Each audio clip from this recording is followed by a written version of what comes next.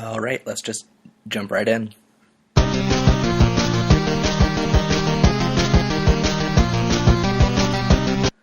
Hello, and welcome to the Homestake Podcast. Nope. Hello, and welcome to the Hamsteak Podcast, a podcast where we read Homestuck and tell you about it. My name's Alex, and I have never read Homestuck before. My name's Lydia, and I super have.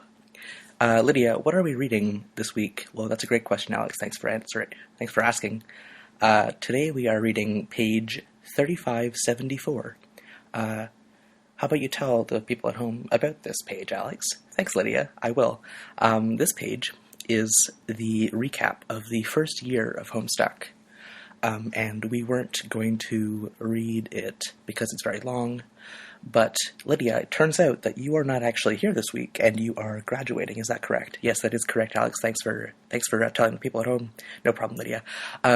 So, you, Alex, are going to be reading this recap of the first year of Homestuck. Is that correct? It is. It is correct.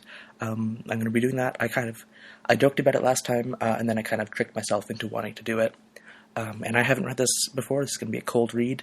But this is actually I think this is a great opportunity. Alex, think this is a great opportunity for people who have been listening to us and haven't been reading along to kind of get back up to speed.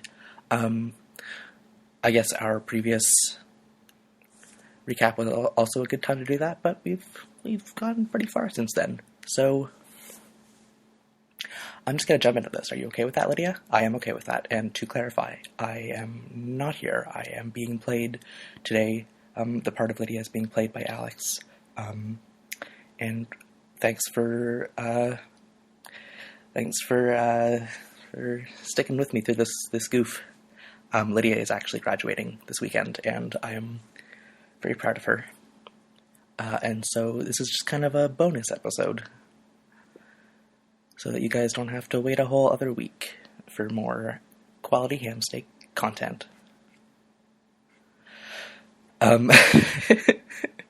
So let's just start this. Homestuck began on April 13th, 2009, the 13th birthday of our chief protagonist and future boy skylark, John Egbert. 3 days prior was supposed to be the day he received... Oh, okay, I'm just gonna have to do this in one take, because I don't have time to edit all this. I also have no idea how long this is gonna take. It's a lot of text. Possibly more than I've ever read out loud before in my life. So let's just get into it. Homestuck began on April 13th, 2009, the 13th birthday of our chief protagonist, John Egbert. 3 days prior was supposed to be the day he received the Spur Beta in the mail, but it was running late. It showed up later that afternoon, and after overcoming a variety of domestic adversities, he retrieved the game along with a birthday package from his internet friend, Dave Strider. John soon established a game connection with another friend, Rose Lalonde, who'd spent the day badgering him about playing with her after unsuccessfully attempting to convince Dave to play. Upon connecting, Rose was able to manipulate John's environment, move his furniture around via cursor, and restructure the shape of his room. John was unable to do this to Rose's environment, however. He'd installed the client copy of the beta and required the server copy to do that. The server copy was trapped in his dad's car, along with a birthday package from another friend, Jade Harley. Jade messaged John inquiring about the package. As of this moment, neither her package nor the server copy had been recovered by John. Rose had also prepared a package for John, but had not mailed it yet. It still sits in her room.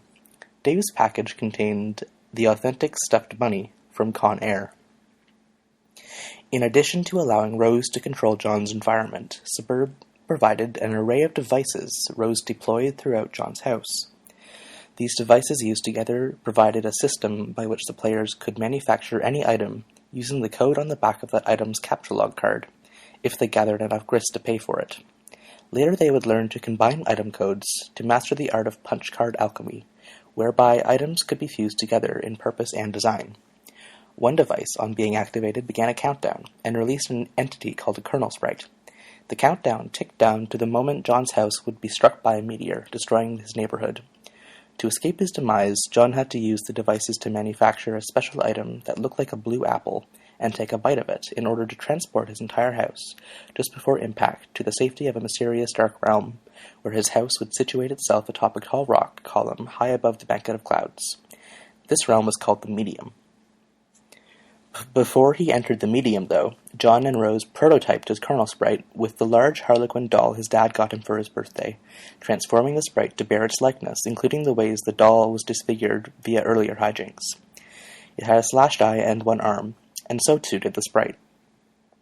When John entered the Medium, the sprite's kernel hatched, thus imbuing all the enemies John and his friends would face with properties of the sprite.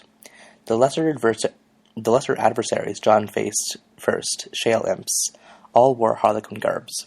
They became more powerful and more radically mutated with each successive pre-medium prototyping.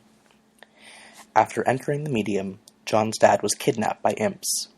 While John was looking for him, he accidentally prototyped the sprite with his grandmother's ashes, transforming it again. This prototyping had no effect on the enemies, since he was already in the Medium, and the kernel had already hatched. Instead, only the sprite was affected, and it took the appearance, personality, and memories of his grandmother, becoming Nana Sprite, a game-supplied, albeit customized guide for John. She explained aspects of the game about Skaya residing at the center of the Medium, beyond 7 gates floating directly above his house, and about an eternal, timeless war, fought there between dark and light, one that light was always destined to lose. Rose, who'd been having frequent internet connection issues, lost her connection as she tried to lift John's car to retrieve the game in the package. The car fell into the abyss below. A storm caused her house to lose power, along with its wireless internet connection. Her laptop was able to run on battery power for a time while she tapped into the wireless signal from the laboratory next door. When her laptop ran out of power, she had to overcome the more family strife and endure a gift pony in the process, to go outside in the rain and plug it into a small generator outside the mausoleum of her dead cat Jaspers. She continued her session with John inside the mausoleum, while the meteor-sparked forest fire surrounding her house grew more intense. From the house, Rose's mom opened a secret passage in the mausoleum to help her escape. The passage led to the lab next door, where Rose found a stable, portable source of power and internet for her computer. She also found a terminal projecting the impact times and locations for the millions of meteors presently bombarding the planet, along with all the other live sessions of other players around the world. She also found a little girl's room, a mutant kitten she named Vodka Mutini, and a cloning machine operating through the science of ectobiology. Its terminal was locked onto her cat Jaspers at whatever point in his life the user specified. She attempted to purify Jaspers from a moment in her early childhood, before he whispered a secret to her.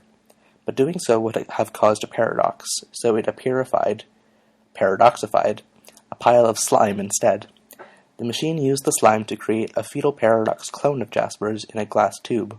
On the monitor, Jaspers then told young Rose the secret, then vanished, only to show up dead weeks later and put in the mausoleum for years until the present.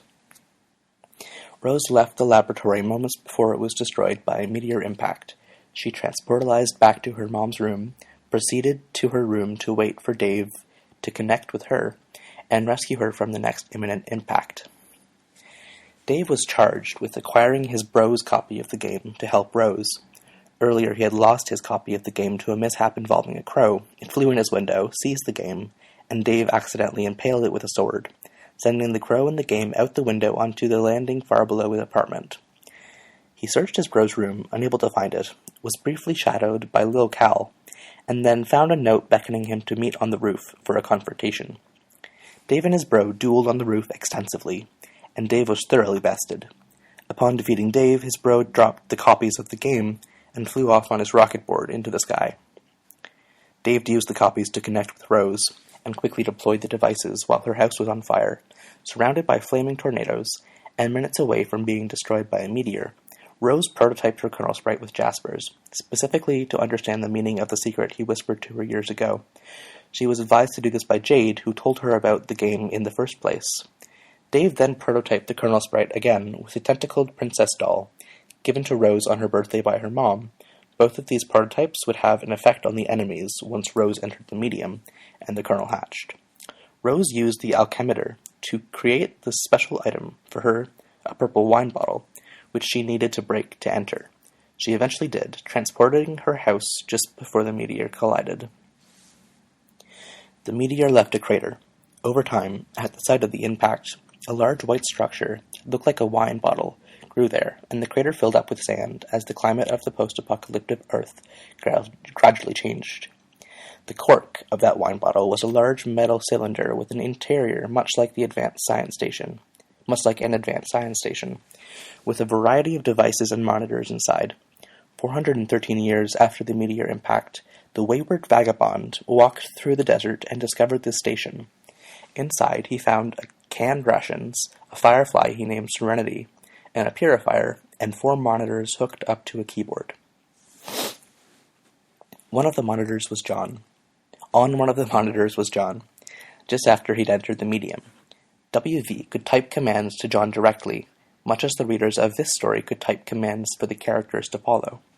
Most of John's actions upon entering the medium were authored by WV, until he became preoccupied with other activities, such as building a town out of cans, playing chess with cans, and drawing chalk murals depicting the cosmological arrangement of Skaya, the medium, the light and dark planets known as Prospit and Durse, and the 4 planets the kids would each occupy upon entering the game, called the Land of Wind and Shade, for John, the Land of Light and Rain, for Rose, the Land of Heat and Clockwork, for Dave, and Jade's planet, which is yet to be seen. He also activated a countdown in the station, which caused it to blast out of the crater and fly to designated home coordinates. Along the way, it passed over the sand-filled crater that was the impact site for John's meteor, on the other side of the continent. John's meteor had caused a giant white tree to grow from the crater. The tree grew an apple-like station from a branch, which fell to the sand. The peregrine mendicant found this station. After WV flew overhead, PM activated her station's homing features as well, which caused it to fly to the same destination. Along the way, she used her terminal to attempt to command Jade, who from the perspective of the terminal had just arrived in the medium. This caused the terminal to explode for unknown reasons, leaving a hole in the station. One of the station's robotic worms recovered one of PM's falling mailboxes, and she befriended it, after earlier slaying another one with her black Regisword.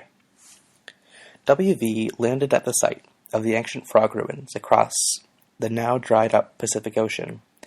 The site was once the island where Jade lived, but nothing on the island remained except for the ruins. The mountain her house was on, and the volcano next to it, were replaced by a large empty chasm. PM landed shortly after WV, and they met. They were confronted by the aimless renegade, who fired at them from the frog ruins with old weaponry he'd been hoarding, once belonging to Jade's grandpa. Millions of years ago, the frog ruins grew from a crater, struck by a meteor that emerged from a suburb portal in space. Jade's radioactive, omnipotent, space-warping dog named Becquerel emerged from this crater as well. Jade's grandpa pioneered this island and built the house Jade lives in. Her grandpa had been dead for many years, and stands stuffed in front of the fireplace. She has been looked after by her dog, who she calls Beck. She begins the day with several tasks to accomplish, to feed Beck and to retrieve a birthday package mailed to John. She irradiates a stake and heads outside to the site where the package will be dropped. She knows it will be dropped there because one of the reminders she wears on her fingers jogs her memory about it. She wears them to keep track of the many things she knows about the future through dreams. She falls asleep frequently and spontaneously. When she sleeps, her dream self is awake, and living on the moon that orbits the light planet Prospit. Prospit very closely orbits Skaya, a huge sphere of blue sky and clouds, which Nena describes as a dormant crucible of unlimited creative potential. When Prospit's moon eclipses Skaya, it drifts into Skaya for a time, mingling with the clouds. Dream Jade then witnesses many past and future events in the clouds. While asleep, she is often confused about what is real and what isn't. When she wakes up, she pieces together future events from her memory of the cloud visions, and from logs recorded by her Dreambot. Her Dreambot is a robotic surrogate that activates while she sleeps in her bed. It mimics in the real world the movement and actions of her dream self on the moon, and records a video log of what she sees while dreaming. Prospit's moon has 2 towers of identical design, similar design to Jade's house. Dream Jade lives in one tower. Dream John lives in another. Dream John is still asleep. and John has no knowledge of the dream world, which is to say the entire game session he would initiate on his 13th birthday. When he goes to sleep, instead of waking up on the moon as Jade does, he remains slumbering in his dream room, tormented by his subconscious. This torment is expressed when he sleepwalks and draws troubling scribbles on the walls of his room. When awake, he cannot see the scribbles, as his subconsciously suppresses his awareness of them. Ooh, I found a typo. Whoa, I found a typo in Homestuck. Holy shit. He cannot see the scribbles as his subconscious suppresses his awareness of them. That's supposed to be his. I'm going to write into Andrew Hussey about that one. It is not until he has a perception-altering revelation about his dad does he begin to see them.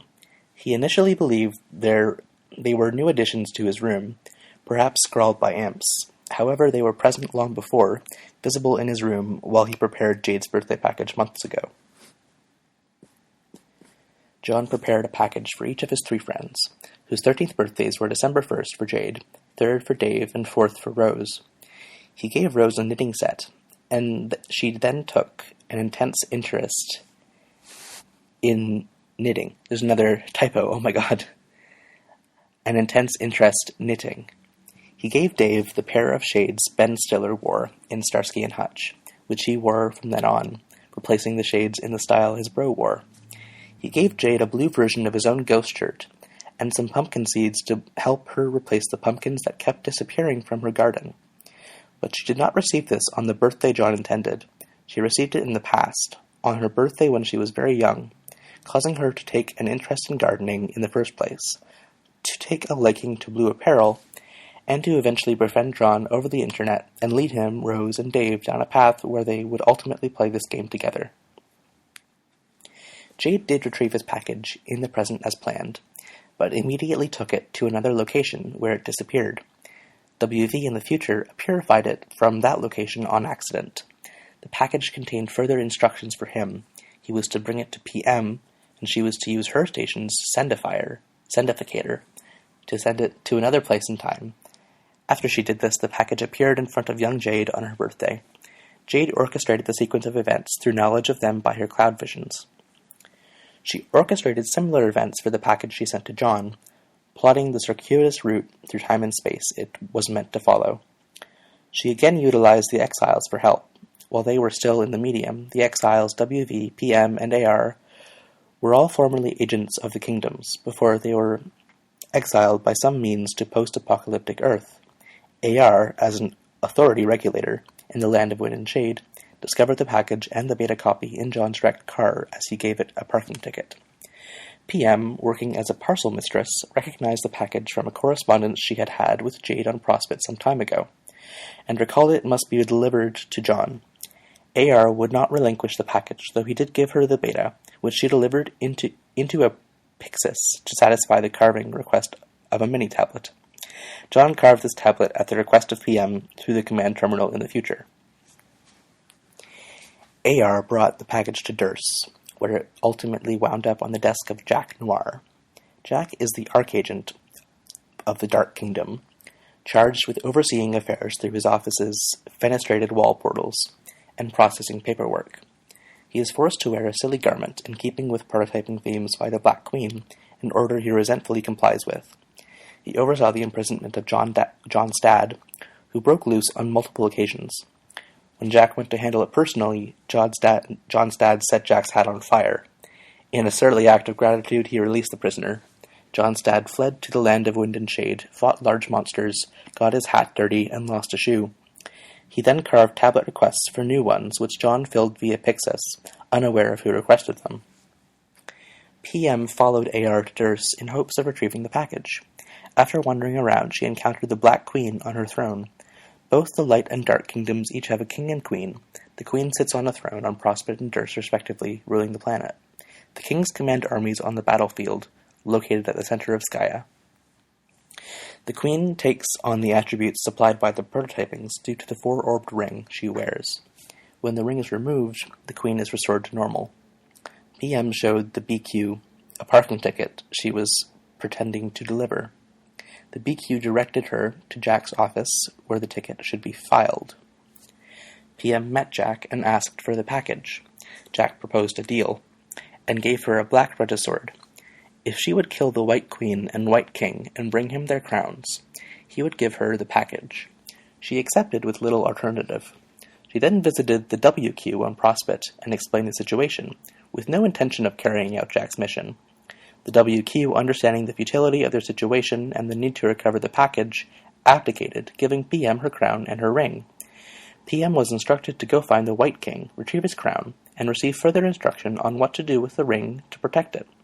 WQ would then eventually exile herself to post-apocalyptic Earth. It's time for some water. We're about halfway done, or 2/5 done.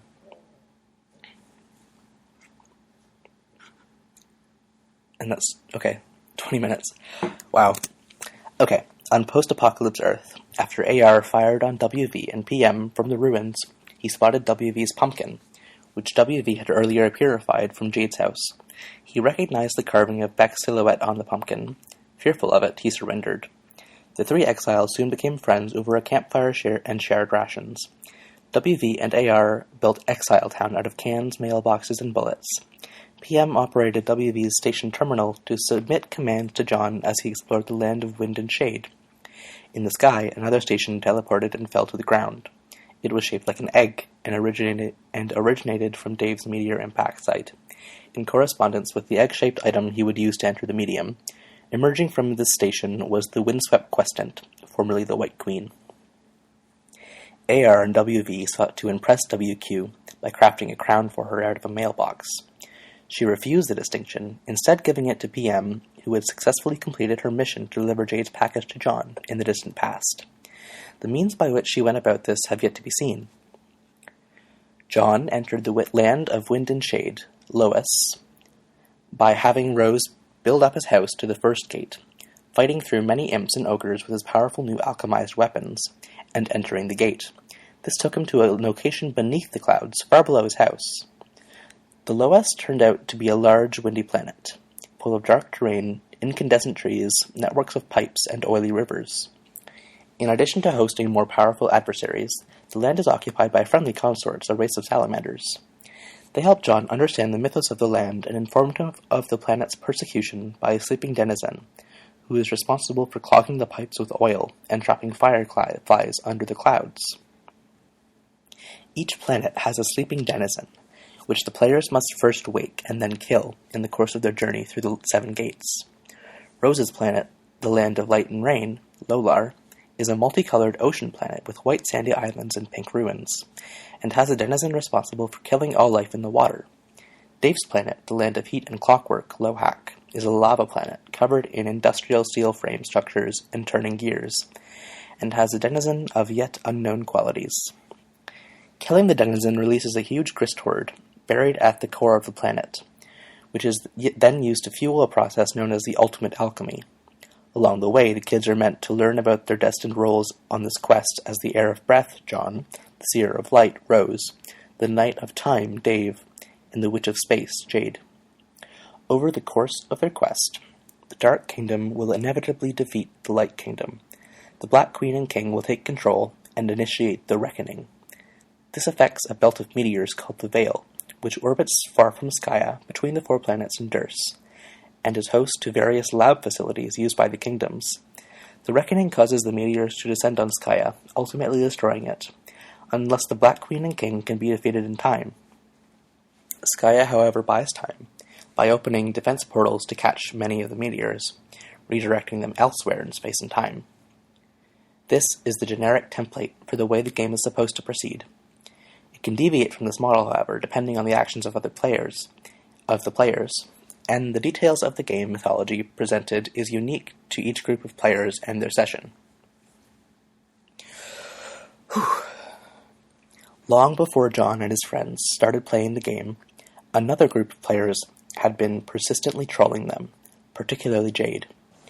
They are furious about an action she will take that will cause major problems in the 4 kids' game session, and inevitably lead to their defeat. Specifically, Jade will send a package to John, apparently containing a powerful weapon he will need later, but the package winds up in the hands of Jack Noir, leading to dire consequences. They allude to other things she will do that will lead to not only trouble for the 4 kids, but the troll players as well. The trolls consist of 12 kids from an alien planet, who went through the same process as John and his friends, escaping from the annihilation of their planet via meteors and into the medium to play their game. Their game session is entirely separate from that of the 4 kids. It has the same basic template, with its own Skya, Prospectus, Vale, and a planet for each troll, but separate game instances of these. They also have different instances of the same character templates, such as the kings and queens and agents like Jack Noir. The trolls have completed their game session with yet unknown results. They now reside on a meteor in the Vale, sitting at terminals trolling John and co. From their terminals, they can choose any point in the past or future of the kids to control, and observe what they're doing at that moment. As a group, their only stated objective is to harass the kids, which they do so haphazardly throughout different points in the kids' timeline. Though they can choose any point on the kids' timeline to talk, they are mostly resigned to the understanding that no matter what they do, they can't change the outcome of the kids' actions. The 4 most vociferous trolls so far have been Carcinogeneticist, Gallows Calibrator, Grim Auxiliatrix, and Adios Toreador.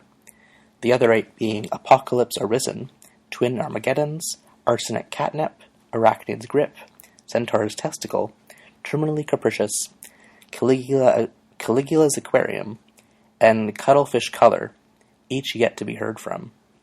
I did not know any of those except Twin Armageddons. So there you go. Carcinogeneticist, CG, appears to have spearheaded the group's trolling campaign. While he was in the thick of his game session, the exile commanded him from a terminal in the apocalyptic future was Spade Slick. This is one difference between his game session and John's, who had WV as an exile commanding him. In CG's session, his version of Jack Noir became exiled along the way, and took the name Spade Slick. 3 other agents were exiled, and the 4 of them formed a gang called the Midnight Crew, and spent years building up a dark city in the future wasteland of the Trolls' dead planet. Another difference in the Trolls' session is that at some point along the way, the Black Queen was also exiled, later joined a rival gang called the Felt, assumed special powers that made her highly inadvisable to kill, and came to be known as Snowman. It was not until Slick confronted the Felt in their mansion that he discovered the station terminal to command CG, and not before Snowman blinded him in one eye, severed his arm, and locked him in a vault. Each troll has a different trolling strategy, and a different rhythm by which they hop around the kids' timelines to chat with them. CG's strategy, for the most part, was to begin trolling them at the very end of the adventure, the moment at which he was most angry with their actions, and then gradually work backwards, mostly talking to John. This proves to be mutually frustrating, though, as John knows less and less about the situation the further in the past CG goes. Similarly, the further in the future John progresses, the more he has the advantage over CG by knowledge of his future conversations with him, and vice versa. Over the course of the opposing directions of the 2 sides of the conversation, John learns more about the nature of the game and why they're being trolled, and in spite of hostility, they gradually befriend each other, though an inevitability alluded to on both sides of the conversation.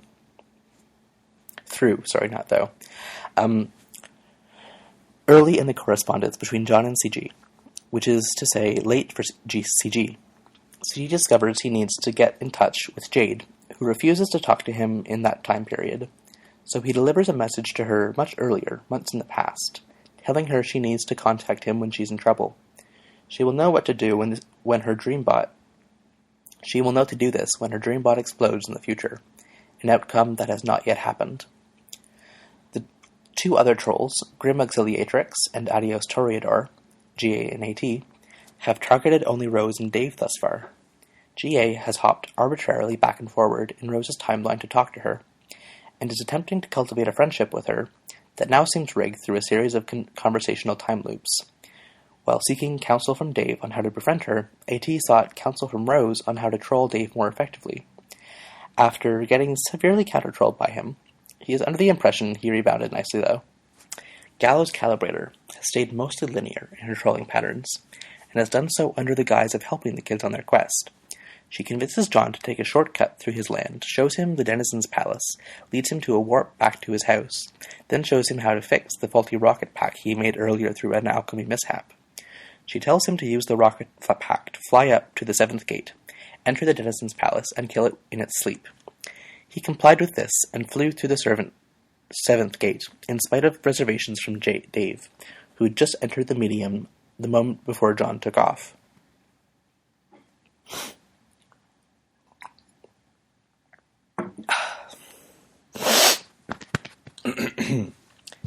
GC also assisted Rose. Just after she bested an ogre with ease, she counseled her on understanding her role as the Seer of Light, and the meaning of the voice in her head as an exile issuing commands from a terminal. In her case, it was the exiled White Queen issuing commands from the egg-shaped station in the future. Since Dave is Rose's server player, the terminal station from Dave's impact site issues commands to Rose, just as the station at Rose's site, which WV found, issues commands to John, her client player. After conversing with GA, Rose found Jasper's sprite and interrogated him about the secret which she found so maddeningly mysterious years ago. He explained elements of the mythos of her land and how she'd need to learn to play the rain to produce the musical analog of a genetic code to reintroduce life into the ocean. In response to her question about his secret, he simply replied, "Meow." She mistook this for more nonsense, but it was in fact the secret he told her years ago. The 4-letter sequence "meow" unlocked a genetic code in her subconscious, which she would spend years scrawling on her wall, using those letters in place of the typically used GCAT letters, while completely oblivious to the scrawlings and their meaning, just as John was. As Jasper said, she would understand their meaning when her dream self wakes up. Rose's dream self lives in a tower on the moon of Durst. Dave's dream self lives on the same moon in the other tower. It was suggested by Rose's future self, who was fully awake in the tower, that Dave has already been awake in his tower all along without realizing it. This was suggested in a conversation she had in the future with Dave. It was an alternate future timeline not meant to be. This future timeline came about by this series of events. Dave was able to enter the medium by connecting with Jade as a server player. Jade got copies of the game from the Frog Ruins after she delivered John's package to her past self. She snuck into the ruins while Beck was asleep, and retrieved the game from a Lotus time capsule which had been ticking down for millions of years. The game was Dave's copy from the future, the same one that fell out the window with the impaled crow. Once she got the game, the time capsule started ticking down again, set to expire 413 years later, when the exiles are there. She dropped some items in the ruins, leaving them for AR to find, and leaving her base jammed in the elevator. Beck then found her there, took her back to her room, and grounded her there for the rest of the evening. She quickly helped Dave set up the game, upgrading his alchemitter heavily, and crafting the special item he needed to enter the medium, a red egg, which needed to be incubated and hatched to activate. She prototyped his kernel sprite, with the impaled crow, which would affect the enemies later, including the Black Queen. The sprite built a nest on top of his apartment's antenna tower and stole the egg to incubate it. For hours, a very large meteor was soon bearing down on his city. Dave then entered the medium through a series of unseen events. Jade was asleep, thus forbidden by Dave from interacting with his environment at all. Jade complied for fear of retribution. Dave was faced with the crow sprite, which appeared to be suggesting he prototype it again with the remains of Lil Cal. Dave consulted with John on this, who was about to rocket up through the 7th gate. John had no advice and proceeded up through the gate against better judgment. Dave prototyped the sprite with Cal. John entered the palace, presumably found the denizen, and was easily killed by it, as was the intent of GC's trick on him. This meant John could not establish a connection with Jade to rescue her from the looming meteor, and Dave and Rose lost contact with her, presuming her dead. Dave and Rose then spent the next 4 months in the medium, advancing as far as they could to collect information before Dave decided to travel back in time to change events. Dave used his timetables to go back to the moment he was about to prototype with Cal. Both he and his past self strongly urged John not to go through the gate. John was reluctant at first, but soon reconsidered and flew down beneath the clouds. Future Dave then gave present Dave all of his advanced gear, and prototyped the crow sprite with himself to make Dave's sprite, thus serving as his own guide from the future. Before going back in time, Future Dave convinced Future Rose to go to sleep. He suggested her dream self would be unaltered by the timeline shift, and in her dream state, she would remember the events from the future. When Dave went back, Rose's future dream self assumed the position of Rose's present dream self. Rose fell asleep, and on Dursa's moon, she instantly woke up. She then saw all the genetic scrawlings she did in meow letters and understood their meaning. Meanwhile, on Durst below, the Black Queen again insisted that Jack Nor abide by the dress code. He refused, and the Queen threatened him. He picked up Jade's package to John, removed what was inside, and used it to slice her ring finger off. He then killed the Black Queen, put on the ring, and donned the full upgrade supplied by the 3 prototypings. He then became Jack Spur's Noir le Crow, which is a name I just made up now. That's Hussy saying that. And then, after that, you started watching me type this in this ridiculous study that I photoshopped for myself with my cool horse painting propped up in the background. There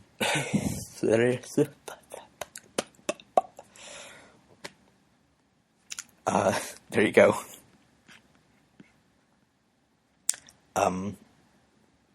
Hopefully that helped someone out there. I'm going to drink 4 glasses of water now. If you'd like to send us a question, you can do so at hamsteakpodcast.tumblr.com or on Twitter at hamsteakpodcast. You can find me at crunchleaf on Twitter and at leafcrunch.tumblr.com.